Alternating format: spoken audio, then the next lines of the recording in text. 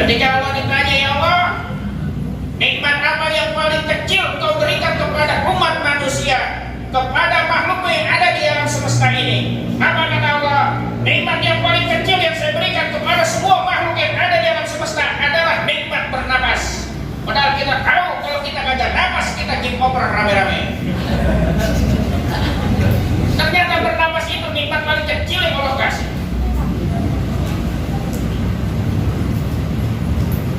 Ada yang tahu harga oksigen?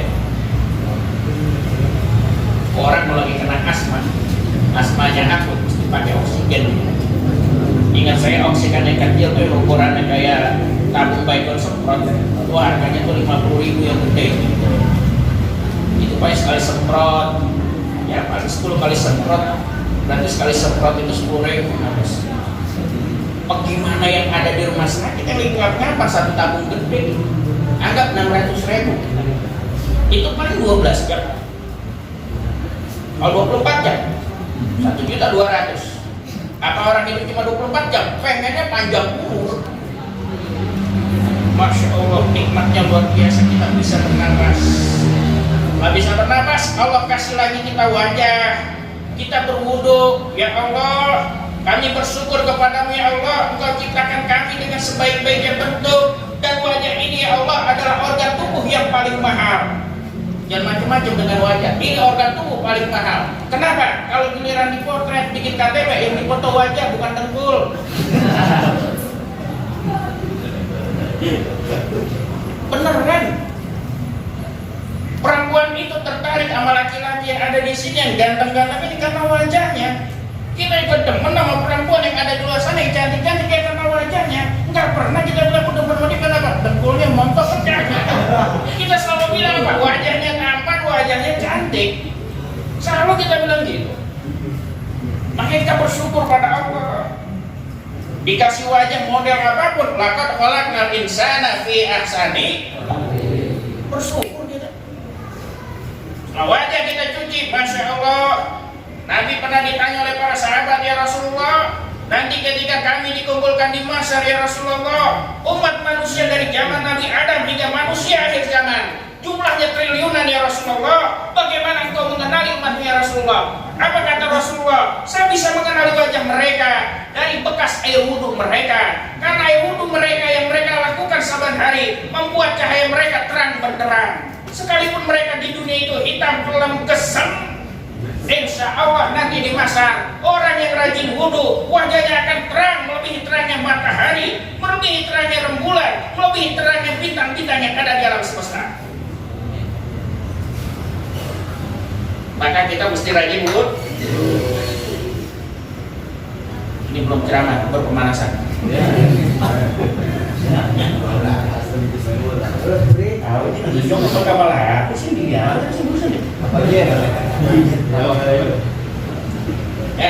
baru aja. Kemudian apa lagi? Kita basuh kedua tangan kita kanan dan kiri, yaminan wa shimalan, right and left. Kita cuci dia, ya Allah. Dari tangan ini kadang kami berbuat maksiat kepadamu ya Allah. Ampuni segala kesalahan kami ya Allah. Tapi ya Allah, dari kedua tangan ini kami mencari nafkah, mencari rezeki. Kami cuci kedua tangan kami ini ya Allah dengan air wudhu. Ya Allah, anugerahkan kami rezeki yang berkah, rezeki yang halal, pekerjaan yang membawa keberkahan buat kami. Ini sebagai simbol kita cuci tangan kita. Kita usap lagi ukun-ukun kita, kepala kita dengan air. Ya Allah, otak kami ini dunia semua air isinya ya Allah. Kami selalu sujud di hadapanmu membawa dunia ya Allah. Sekarang dengan air wudhu ini ya Allah, sucikanlah otak kami ini ya Allah, agar tidak terlalu berat dengan urusan dunia, juga tidak terlalu berat dengan urusan akhiratmu ya Allah. Karena kalau kami terlalu berat dengan dunia, kami takut tidak bisa bertanggung jawab di hadapanmu ya Allah. Tapi kalau kami terlalu berat dengan urusan akhirat kami ya Allah, kami khawatir keluarga kami, dunia kami jadi terlantar ya Allah. Makanya kami mohon yang seimbang aja ya Allah. Wabtaghi fima ataqallahu darul akhirah wa la tansa nasibaka minad dunya. Kami cari ya Allah akhirat kami, tapi kami tidak melupakan dunia kami ya Allah. Karena apa? Apapun yang kami kerjakan di dunia ini ya Allah, tidak lain dan tidak bukan untuk bekal menuju akhirat kami ya Allah. Allah. Kami sujud, kami sholat terasa nyaman, terasa nikmat karena baju kami rapi ya Allah. Bagaimana mungkin kami bisa rapi ya Allah kalau kami kagak punya duit buat laundry ya Allah? Benar? Maka ada pesan, teman-teman, kalau kerja yang semangat. Kerja apapun, yang penting halal, kerjakan, semangat. Karena nilainya begitu besar di hadapan Allah. Saat kita sholat, semangat. Insya Allah itu pun pahalanya besar di hadapan Allah. Jangan gampang-gampang tergoda. Ngapain kerja mulu, akhirat mikirin. Kan orang selalu begitu. Akhirnya apa? Berhenti kerja, besok resign. Nganggur. Akhirnya jadi merbot masjid, katanya ini pekerjaan akhirat. Digaji pego kerutuk. Digaji pego kerutuk, hilang tuh akhirat. Dunia hilang, akhirat amsyum. Pekerjaan apa, Bu?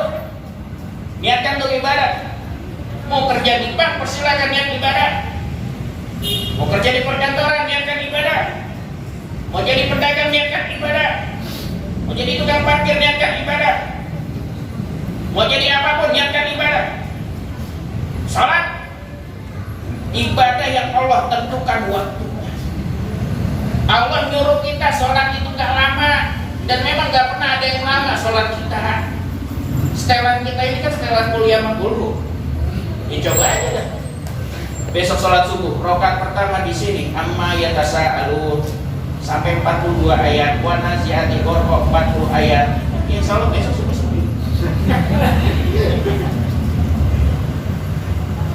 Sekarang kita makanya nanti begitu bijaknya. Jadi imam nanti perintahkan, jadi imam lihat dulu, jangan langsung Allahu Akbar, lihat makmum itu ke belakang. Dan makmum ke belakang, oh makmumnya rata-rata pasukan tanjakan gigi 1. Kebetulan Hondanya Honda CB 100 tahun 71. Lompengan tanjakan gigi 1. Yang romannya kalau baca Fatihah rada lama, asam urat dia dengkul ya udah bersebutan. Udah banyak dengan ringan. Walhasil sama ina atau nakal kau sering sama banyak pengalaman. Lompengan sholat malam minggu, lihat makmumnya, oh makmum ini makmum trek semua. Cuma pas dilihat makmumnya, masya Allah anak muda semua.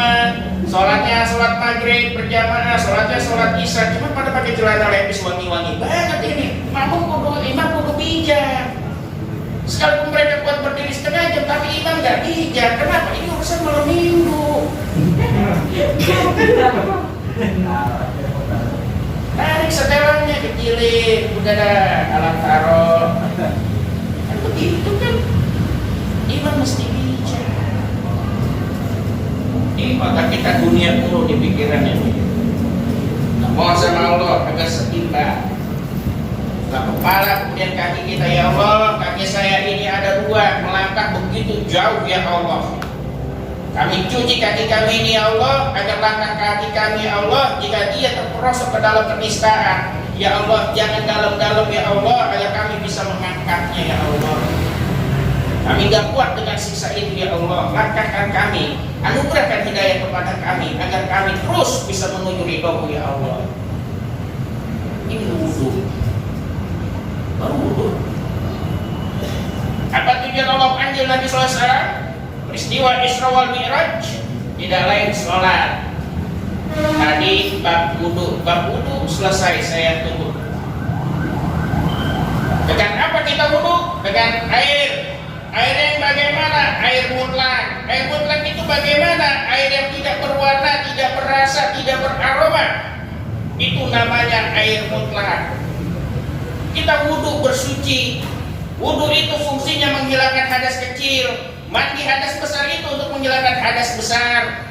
Nawaitul ghusla li rafil hadasil akbari minal janabati fardhu lillahi ta'ala. Maka hilanglah hadas besar kita. Nawaitul wudu li rafil hadasil asghari fardhu lillahi ta'ala.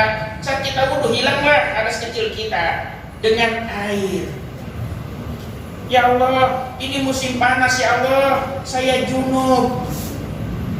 Bagaimana ini ya Allah, air kering, toren bocor.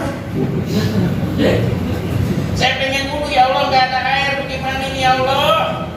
Lihat ayam pada ketipu.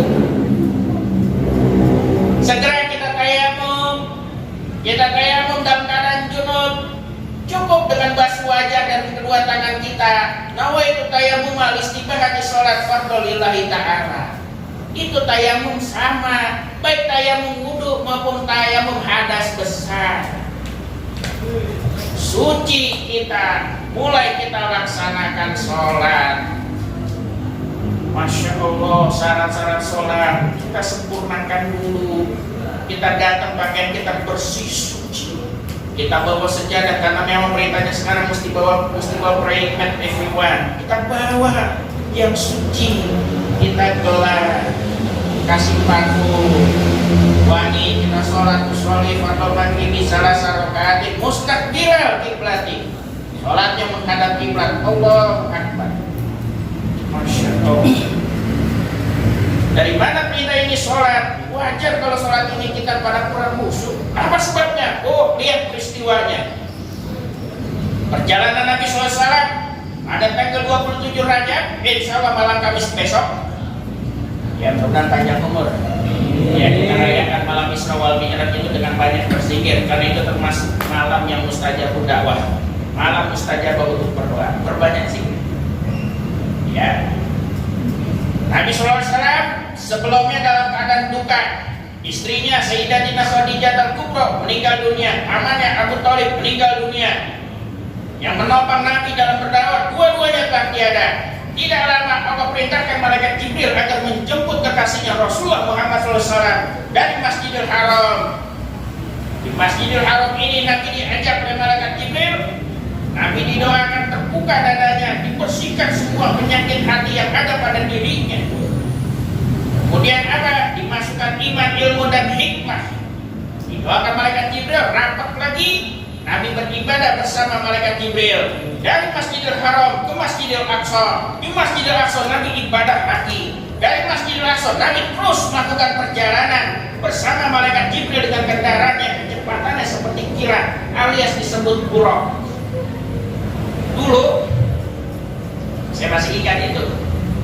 Kalau datang ke rumah-rumah itu mesti ada foto, backgroundnya warna biru. Ada kuda punya sayap. Ingat ya? Ada kuda, ada sayapnya, kepalanya perempuan pakai mahkota. Di situ ada tulisan logo Muhammad Sallallahu Alaihi Wasallam. Kalau tanya itu kendaraan apa? Itu buruk. Kita yang kagak ngerti percaya aja. Padahal setelah kita amati, oh ternyata kita dilecehin habis-habisan. Baru sadar setelah kemarin. Dan alhamdulillah kagak produksi lagi tuh poster. Dulu poster di rumah-rumah kita. Oh, itu fotonya apa? Poster kan yang dipajang foto Habib dulu di rumah-rumah, iya kan? Foto Habib dipajang-pajang kan? Banyak sekali foto ulama-ulama pajang-pajangnya, foto bapak mama kita kagak ada lah. Gimana urusan kita? Ya, silakan pajang foto para alim ulama, tapi pajang juga foto mak bapak kita. Kalau kita sama alim ulama, pinnya ada di sini, kita bikin juga pin mak bapak kita di sini. Bukan ngapa, dan kalau ngapa-ngapa di jalan, gitu kan? Itu pada uang KTP kan juga di terhead. Nah, ini anak siapa ini foto mak babanya ini ada di pin, kan gitu gampang urusan. Ya. Nah, dari Masjidil Aqsa Nabi ibadah. Nah, perjalanan menuju langit Nabi dihentikan dari sisi kanan, Muhammad berhenti. Nabi terus jalan dari sisi kiri, Nabi dipanggil lagi, Muhammad berhenti. Nabi jalan terus bersama malaikat Jibril. Nabi noleh ke bawah, Nabi lihat sesuatu yang begitu menawan. Terus Nabi lakukan perjalanan, dihadang dari tengah-tengah oleh seorang perempuan yang sangat cantik. Perempuan itu memakai perhiasan emas permata, begitu megah menawannya. Nabi disuruh berhenti, Nabi jalan terus sampai di langit. Nabi disuguhkan dua minuman. Pertama ada miras, yang kedua ada susu. Nabi pilih susu. Setelah diminum oleh Nabi, apa kata malaikat Jibril? Alhamdulillah ya Rasulullah, engkau pilih susu, insya Allah umatmu ada dalam kesucian. Apa lantas kata Nabi? Wahai malaikat Jibril, dalam perjalanan tadi Ada yang panggil-panggil saya dari sisi kanan dan sisi kiri. Itu siapa? Apa jawaban malaikat Jibril? Ya Rasulullah, alhamdulillah kau gak berhenti, kau gak menoleh mereka. Yang panggil dari sisi kanan dan sisi kiri itu adalah Yahudi dan Nasrani. Andai kau menoleh kepada mereka, maka umatku akan murtad semuanya. Lantas siapa yang menghadang kita tadi di tengah jalan? Apa kata malaikat Jibril? Alhamdulillah ya Rasulullah, engkau gak berhenti. Itu gambaran dunia yang begitu menawannya, begitu cantiknya. Dan dunia itu semakin tua bukan semakin peot. Dunia itu semakin tua semakin cantik. Terbukti beda manusia dengan dunia. Manusia semakin tua semakin peot, ompong, kisut, lemah. Tapi dunia semakin tua semakin cantik. Terbukti. Dulu sebelum ada flyover,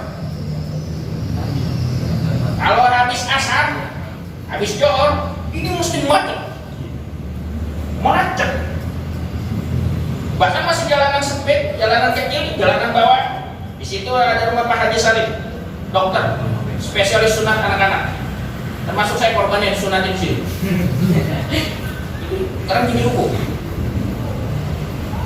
Belakangnya rumah main engkol. Geser lagi, itu ada rumah konglomerat saat itu, Bapak Edi, Amaru. Geser lagi, ada warteg warung soto. Mana ada waktunya di warteg dagang soto? Ada lagi yang lain. Geser lagi nyebrang, di situ rumah My Grandmother. Sekarang udah jadi itu tuh motorcycle park, tempat parkir motor. Sebelah sampingnya rumah Pak Haji Junaidi. Sampingnya The Legend, Komodo Optik. Katanya itu dibangun tuh optik dari tahun 77, udah ada di situ.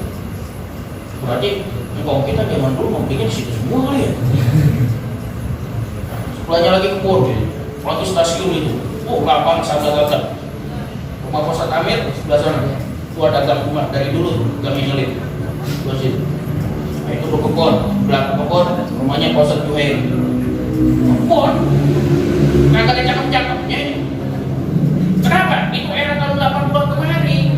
Naik ke 2020-an, oh makin cantik. Ada flyover, kira-kira 6 tahun 7 tahun yang lalu. Makin cantik dunia ini. Mobil juga makin keren, motor makin keren.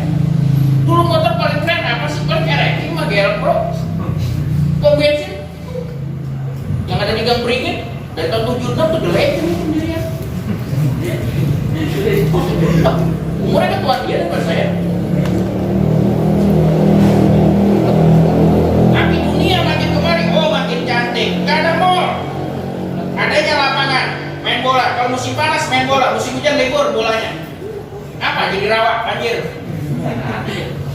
Siapa yang tahu coba? Dulu sembahyang Jumat di Maria Salam. Kalau nggak dia salam, Nurul Falah. Kalau nggak Nurul Falah, Obayah. Masya Allah. Kalau sholat, alhamdulillah rada gerah. Kenapa? Kipas anginnya kagak ada. Sejuk. Kenapa? Banyak pohon. Masa dibangun 89. Kenapa saya ingat? Belas ingat. Ya sudah saya hilang mulai. Lanjut. Nah ini, makin tua, makin cantik. Masya Allah. Dulu rumah kita, ubinnya itu tanah. Dari tanah berubah jadi ubin cetak. Ubin cetak jadi apa itu namanya? Ya kalau yang namanya teraso. Setelah teraso keramik. Dulu orang di sini kalau ubinnya keramik udah dibilang orang kaya. Iya kan? Dulu di sini kalau orang pakai keramik, oh udah dibilang orang kaya. Sekarang hampir semua rumah pakai keramik. Makanya giliran ada subsidi, Pak RT tender rame-rame. Persyaratannya rumahnya masih pagar, ubinnya masih tanah. Nyari di mana di Depok kayak gitu. Jadi dunia ini makin cantik, makin tua makin cantik, makin keren. Dan dunia makin tua makin cantik, makin mengkerut. Orang yang ada di sini bisa ngomong kemana-mana, bisa lihat wajah teman-temannya.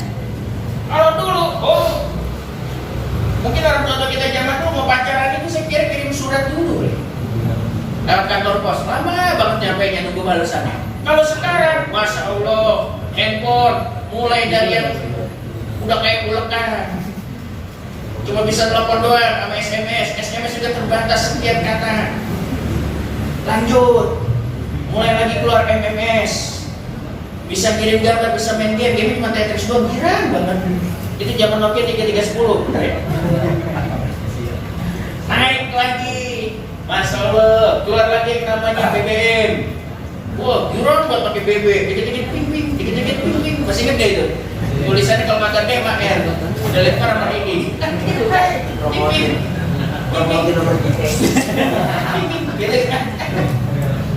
Naik lagi keluar sekarang handphone Android, macam-macam sekeren-kerennya, Masya Allah. Apa yang nggak bisa sekarang? Cuma handphone yang bisa nonton TV, bisa nonton video. Hari ini kejadian, baru bisa 1 detik udah nyampe keluar tuh berita. Kan kalau namanya handphone kalau kita klik keluar Coca-Cola. Makin cantik tuh nih. Jalanan Nabi, Nabi terlalu Nabi. Apa kata Nabi? Baik kata Jibril, selanjutnya kita kemana? Setelah kau perlihatkan kepada saya begitu hebatnya, tapi saya satu pertanyaan yang belum saya tanya kepada Malaikat Jibril, apa?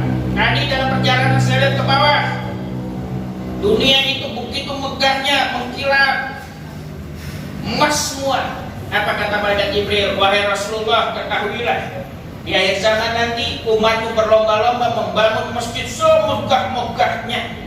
Bahkan mereka itu bisa bercermin dengan lantainya. Sekarang terbukti. Dulu masuk Masjid Assalam, ubinnya kuning, ubin cetak. Sekarang sudah keramik. Masuk ke sini, marmer, granit. Keren-keren, produksinya terbaru. Dulu orang tua kita, rumahnya telur diaci, biar kayak marmer. Ambil parutan kelapa. Bener? Ampas kelapa digosok-gosokin, mengkilat, betul. Wah, kalah-kalah marmer zaman dulu. Ubahnya nanti ya Rasulullah, umatmu nanti itu masjidnya ubahnya semua dari emas. Di dalamnya terasa sejuk seperti di pegunungan. Ternyata apa yang dikatakan oleh Malaikat Jibril terjadi saat ini. Di Brunei masjid ubahnya dari emas. Dekat Masjid Al-Aqsa, Masjid Umar bin Khattab ubahnya dari emas. Di Turki, di Dubai sudah banyak masjid ubahnya dari emas. Sampai Depok terkenal gara-gara masjid ubah emas. Coba aja. Keliling ke Papua, ditanya, tinggal di mana Mas? Di Depok. Depok tuh mana? Tahu ke masjid ubah emas? Gak? Gua tahu. Terkenal Depok. Pergi ke Jawa, tinggal di mana Mas? Depok. Depok tuh di mana? Oh, itu yang ada masjid ubah emas. Oh iya, saya tahu. Margonda masih macet nggak Mas? Pasti bertanya begitu. Ini tapi saya kata mereka Jibril, mobilnya bisa bercermin, kubahnya dari emas, ruangannya sejuk seperti di pegunungan, sekalipun di tengah-tengah kota yang sumpah padat. Tapi saya kata mereka Jibril, masjidnya persis seperti lapangan, kagak ada yang sembahyang di situ. Makanya kalau pengen berhenti menunda terjadinya kiamat, jangan masjid kita ubahnya jangan dari emas, ubinnya jangan pakai marmer, jangan pasangin AC. Insya Allah kiamat masih lama. Atas Nabi diajak jalan-jalan oleh Malaikat Jibril. Pertama Nabi diajak jalan-jalan ke neraka. Diajak jalan-jalan ke neraka. Nabi lihat di situ ada orang udah tua, bongkok, kisut, ngomong, kagak ganteng. Bener kan? Dicoba ya. Nanti umur kita 90 tahun, gigi kita alhamdulillah loncat semua, gigi metik. Gigi metik kan? Kayak motor racer kami, gigi metik. Gak punya gigi. Kisut. Apa yang terjadi? Kakek tua ini ya jalan. Jalanan itu mendaki, terjal dan licin. Saat di perjalanan, dia lihat ada gelondongan kayu besar, dia ambil, dia panggul. Jalan lagi, dia lihat, dia panggul lagi. Bukan diturunin, tapi terus ditambah, semakin bongkok, semakin nanjak, semakin terjal, semakin licin. Bukan dikurangi gelondongan kayu itu, Lantas Nabi tanya, wahai malaikat Jibril, itu siapa? Itu golongan umat manusia ya Rasulullah. Di akhir zaman nanti banyak orang yang berlomba-lomba ingin jadi pimpinan apapun. Dia sudah tahu jabatan itu amanah yang akan Allah tuntut pertanggungjawabannya. Dia tidak mampu memimpin, terus dia paksakan dirinya, dia paksakan dengan berbagai cara, dia tipu sana, tipu sini. Yang penting dia terus bisa mempertahankan jabatan itu. Mamin abdin yastarihi ra'iyatan yamutu yawma yamutu wa huwa ghashun illa haramallahu alaihi jannah. Tidaklah seorang hamba Allah yang Allah anugerahi amanah untuk memimpin. Saat dia memimpin, dia mati, dan dia mati dalam keadaan menipu rakyatnya, menipu anggotanya. Sungguh ia mati, dan Allah haramkan baginya surga.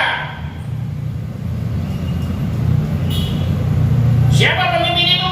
Kullukum ra'in wa kullukum mas'ulun an ra'iyatihi. Siapa pemimpin itu? Kita semua. Bukan cuma Pak Jokowi, kita semua. Rakyat ini termasuk pemimpin. Kita pemimpin kepala keluarga buat anak istri kita. Istri pemimpin buat anak-anaknya. Kita adalah pemimpin terhadap diri kita, anggota tubuh kita. Allah tuntut pertanggungjawaban di hari kiamat nanti. Apa? Akhir Nabi melihat kayak gitu. Nabi jalan lagi sama malaikat Jibril. Nabi lihat lagi ada perempuan yang dijepit, mohon maaf, payudaranya dengan besi panas, menjerit sejerit-jeritnya. Apa kata Nabi? Wahai malaikat Jibril, itu siapa? Itu umat manusia dari zamannya Rasulullah. Saat dia masih gadis, dia tutupi auratnya itu. Tapi sayangnya Rasulullah, setelah dia punya suami, dia hamil, dia melahirkan, dia susui anaknya itu di sepanjang jalan. Dia abaikan auratnya itu terbuka.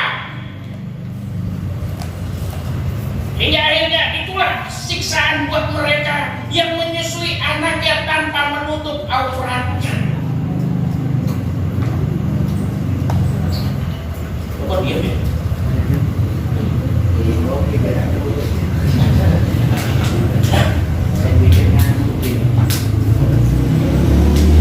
Apakah dia pesan sama anak perempuan yang masih gadis nih, insya Allah tutup rapat. Nanti kalau kau nanti punya anak, punya bayi, amin.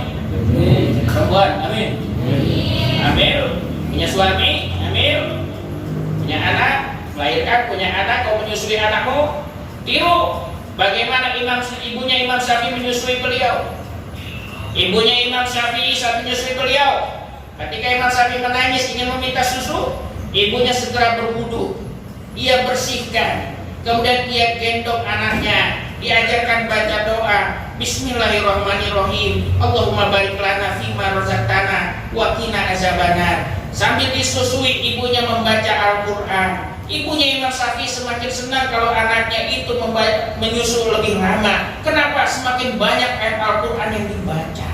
Maka wajar Imam Syafi'i usia 7 tahun hafal Quran.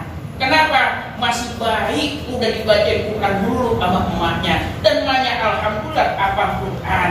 Kalau nanti di akhir zaman, insya Allah baik usia 3 tahun udah bisa joget TikTok.